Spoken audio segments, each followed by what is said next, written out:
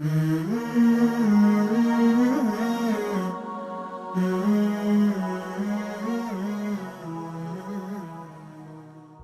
se ka për me fol shumë, edhe ka shumë argumente nga Kurani dhe nga Suneti i pejgamberit Allahut azza wa jall, po ashtu edhe shumë thënie të selefit, të cilët flasin për ndëshkimet e banorëve të xhenemit. Besimtari është mirë që të merr, ti lexon, ti mediton, edhe ta zbut zemrën e vet me qëllim që ta rikujton veten, ta rikujton mëkatin e tij. Fillimisht ta rikujton Allahun azza wa jall, ta rikujton jetën e tij, ti shohë veprat e tij, edhe ta shohë shumë qartë se rruga e tij se si është, ku ecën edhe ku shkon. Nëse besimtari rikujton një gjë të tillë, edhe mediton në vazhdimsi, edhe i përsiat gjitha ato argumente, padyshim se ka për me ndryshuar gjendja e tij. Besimtari pra është mirë që të merr, që të lexon, që të mediton, që të punon, edhe xhenemin Allah shpesh ta rikujton. Mirë, po tash parashtrohet pyetja se para atij gjithë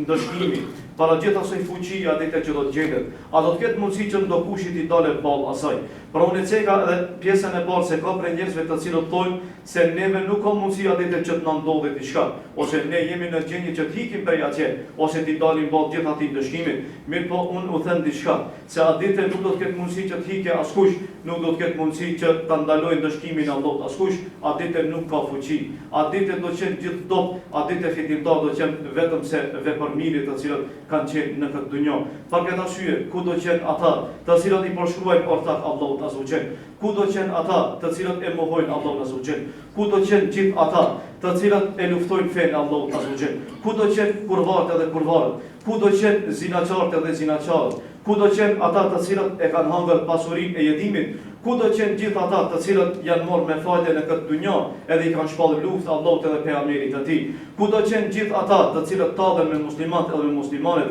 ku do të qenë gjithë ata të cilët tallen me ritet e islamit, ku do të qenë gjithë ata të cilët tallen me nderin e motrave muslimane, ku do të qenë gjithë ata të cilët tallen me mbulesën e saj, ku do të qenë gjithë ata të cilët e luftojnë islamin në vazhdimsi, ku do të qenë gjithë ata të cilët nuk e respektojnë prindërit e tyre, ku do të qenë gjithë ata të cilët i bëjnë mëkate Allahut në vazhdimsi, ku do të qenë gjithë ata të cilët Allahut në publik i fshehen prej mëkateve kurse kur janë në vetmi, ata i bëjnë Allahut mëkat. Ku do të qenë gjithë ata të cilët e thejnë beslidhen mes tyre dhe mes Allahut, ku do të qenë gjithë ata të cilët tentojnë që t'i përgojojnë musliman, të shpifin për ta, të bëjnë gjithë ato padrejtësi, t'u hajnë pasurinë atyre, t'u cenojnë nderin atyre. Ku do të qenë gjithë ata? Gjithë ata do të qenë në zjarmin e xhenemit nëse nuk pendohen në këtë dunjë. Për këtë arsye jona mbetet që ne në vazhdimsi ta kërkojmë pendimin, të shpresojmë prej Allahut mëshirë, që Allah zotëll neve të merr të na mëshiron, gjunat e tona të na i fal, me qëllim që atë kur do dalim para Allahut, të dalim se besimtar të cilët e kemi adhuruar Allahun zotëll në vazhdimsi,